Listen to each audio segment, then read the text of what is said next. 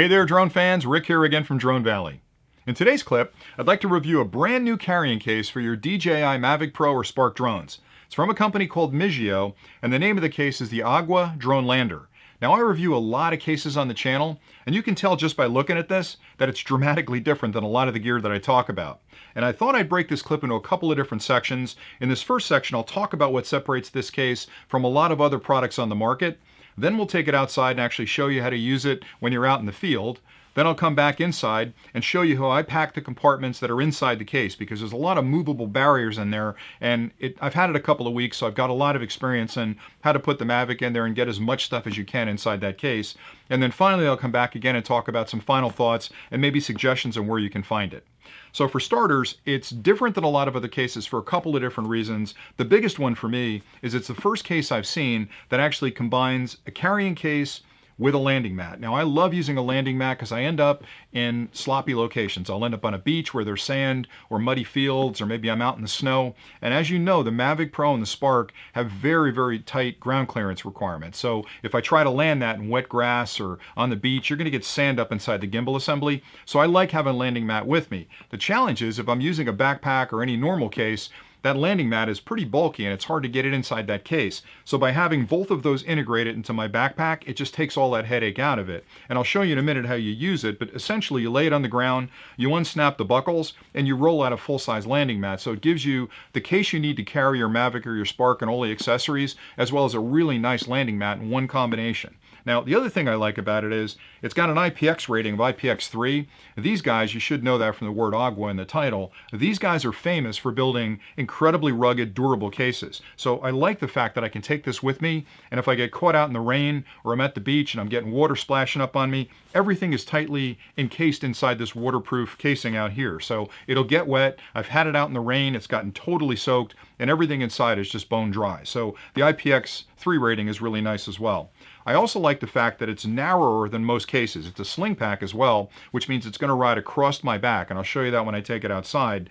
That's really good because if I'm out for a hike and I'm going through sort of rough country and I've got a small trail and I'm brushing up against bushes and trees and things, it's not going to snag. It's not going to get caught there, and it makes it easy for me to sort of make that hike. So those things combined are really nice. I also like the fact that it's incredibly comfortable. Because of its tight size, you'll find that if you load the internals right, the weight of it rides right in the small of your back, which is exactly where you want it. So once you put it on, it's a tight bundle against your back, and it's not going to bounce around like a lot of the backpacks do with that heavy weight at the top. So those are some of the features that separate it from the pack. And again, I've used it for a couple of weeks, had a lot of experience with it, and it's fast becoming my go-to pack no matter where I'm going. Unless it's a day trip or something where I know I'm not going to encounter any kind of adverse conditions, pretty much any other time that I'm out in the woods or I'm on a hike, I'm taking this with me. So stay tuned and I'll take it outside and show you exactly how you can use it next. This is how you would typically wear the pack when you're out for an afternoon of flying. Now it is a Sling Pack, which means you've got a single strap across the front, which carries all the weight on this shoulder. They've added a second tether strap over here, which helps to center the bag on your back. It also keeps it in nice and tight against your body, because if you're walking for long distances, you don't want the pack bouncing up against your back. It tends to be very annoying. A Sling Pack is great. Now I use both backpacks and Sling Packs when I'm out flying, depending on where I'm going. But if I'm in an environment where I'm doing a hike, maybe there are narrow trails or I've got to fight my way through underbrush, the Sling Pack is perfect because the way it rides across your back, it's sort of angled across your back, which means it presents the smallest and thinnest profile possible when you're in those tight quarters. If you're using a standard backpack in those environments, it's wider, and if you've got to wrestle your way past, bushes and trees and branches, when you get to your final location, you'll find just a collection of burrs and other things on your backpack that you've got to pick off and clean up. With a Sling Pack, you don't have that issue. The one downside to Sling Packs, especially for middle-aged guys like me, is that it tends to accentuate this part of your body. So if you're at all vain, you may not want to use one of these. You may want to go with the standard backpack. But short of that, it's a great solution. They've done a real good job of configuring so that most of the weight of this pack rides low on your back. And it has a lot to do with the way you pack the internal compartments, and I'll show you how to do that in a bit. But if you pack all the weight in the bottom part of the bag, it rides really low on your back, and it's a very comfortable pack to wear. So I've spent hours on a trail walking around with this thing and had no issues whatsoever. Now to take it off, a couple of ways you can do it. The way I like to do it is to hold on to the pack here, because again, the weight's over that shoulder. You'll see a ring on the front over here. It's a steel ring that's actually sewn into the webbing, and it's a great place to put a carabiner and hang your keys or maybe a bottle of water or something else, or a compass here. But it's also used to loosen the strap up. So if you pull down on this gently, you'll add slack to that strap. you can then unclip this side tether strap, reach around back, and at the bottom there's another clip there. If you unclip that, the pack is loose. You can then lay the pack down on the ground. There are two buckles, one on the bottom, one on the side, and then I've got a sort of a hook up top here. I undo the hook first, and the hook is what keeps that flap closed to keep the water out of the inside of the package. If you undo the side, you undo the bottom. Once you drop this down, you can see the mat is there, and you just unroll it like that and flip this open, and you've got a great takeoff and landing mat. On the side, you've got all your gear. So if you pull out this compartment, that's where all your gear lives. And inside this, you've got a double-handled zipper here.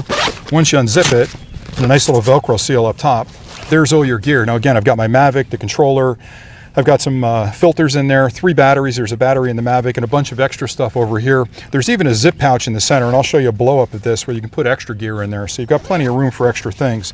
So I like that an awful lot. It packs up really well. And there's also one other side compartment here that's great for a phone or a tablet. So you can move a lot of stuff into this pack in different configurations. But as I mentioned before, I tend to keep the weight at the bottom of the pack, and that's a much more comfortable carry than having it at the top of the pack. But to set it up, it couldn't be quicker. I talked a lot there, but if I hadn't talked so much, I could have pretty much unfolded that pack, unfolded the Mavic, powered it up, gone through the power on sequence, and had the thing up in the air in less than a minute. It's fantastic because it combines the two things I want to have with me when I'm out flying for the day, especially in remote locations where I've got tall grass like this, maybe sandy conditions or muddy conditions. I really want to have a landing mat. And having a landing mat attached to the pack that I'm using just makes it so much simpler, because when I go with a backpack, taking the landing mat along with me just takes up a lot of bulk inside those standard backpacks. So I think this is an incredibly clever design from this company. I've used it for a couple of weeks and I like it an awful lot. So let's get back inside and I'll do some more overview of it and show you what the product looks like. So a couple of things to point out in the exterior of the bag. You'll notice a heavy duty clasp up top here, which gives you a really nice seal up top to keep that water out. And again, you've got an extra spot over here if you want to clip something on it. 2 clips down here that are heavy duty that keep the actual case itself closed. A nice handle on the bottom you can carry it by, and you can actually carry it by this strap up top as well. If I flip it over, you've got a couple of clasps on here. Now, what's interesting is you've got a clasp block here, so you can close that like this, where you can't actually open the clasp anymore. Same thing down the bottom, you've got heavy duty clasp there, and you've got a clasp block on the bottom, and you've got that clip that I talked about a minute ago, where you can actually use like a carabiner on there and carry a compass or a bottle of water or your keys with you. Everything about this bag just screams quality. It's built to be extremely heavy duty, and again, it's got the IPX3 protection, and they call it stormproof, and I believe that to be true. I've had it out in very heavy rain. The bag got soaked, completely soaked, and nothing inside got a drop of water on it, so very well built. Now hold on and I'll show you what the compartments look like inside. Now I'll take a look at the interior case that actually holds your drone and equipment. The outside of this is made of a very durable rubber material that's water repellent. It's got 2 heavy duty zippers on it. You've got the handle to open the zippers, and again, it's nice to have one handle to open both zippers. You've got a handle up top for carrying it. You've got a handle on the bottom for carrying it. You've also got a Velcro seal up top. If I flip it over, you'll see a compartment on the back that'll hold a tablet. Now right now I've got my iPad mini 4 in there, so it'll hold a pretty good sized tablet in there. If I flip it back over and open it up, you'll see that I've got the Mavic in there presently. So the Mavic Pro has got a battery in it. I've got 3 additional batteries. I've got my remote control right here. I've actually got a set of filters in there, and there's a bag over here for all the extra doodads, which has a Velcro bottom on it, so you can put that almost anywhere you want inside this case. In the center, there's a nice zip compartment there where you can put extra blades or cables or whatever else you want. They also include a nice joystick protector, which I thought was a really nice touch, made out of foam material, so that protects the joystick from breakage. Now, when I mentioned before to keep the weight at the bottom, this is the bottom. So when you slide this back into the mat assembly, this is actually at the very bottom of that section. So I try to keep all the heavy stuff down here, and that forces the weight lower on my back. If you put it up top, what'll happen is you'll find it pulling off your back. It'll be fairly uncomfortable, so keep that stuff down the bottom. And again, I haven't tried other drones in there, but I like the fact that I can reconfigure these compartments as I need to and actually move stuff around. So if I had other drones I wanted to take, like the Spark or some other products, I could move these things around and accommodate pretty much anything in that bottom case. Close it back up. Zippers close really easily. Close that Velcro on the end, slide it back into your case, and you're off and running.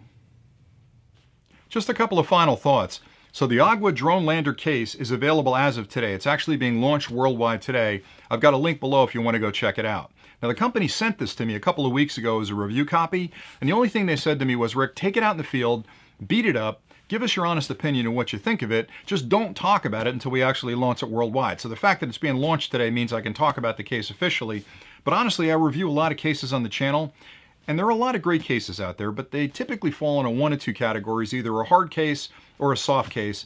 And the challenge is, after a while, they all start looking the same.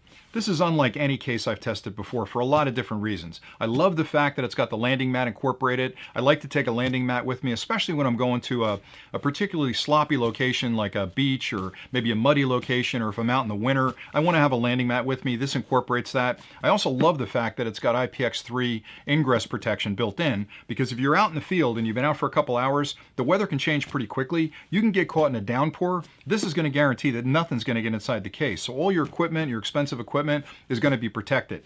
I love the fact that it's versatile as well, so I can move those compartments around. I can even take camera equipment with me if I want, if I've got extra space in there. So a lot of the cases that are sort of laser cut in the foam, it's difficult to move things around and put extra gear in there. This one just gives you tremendous versatility. It's incredibly rugged, it's small, it's comfortable, so it's hitting all the marks for me. I like it an awful lot.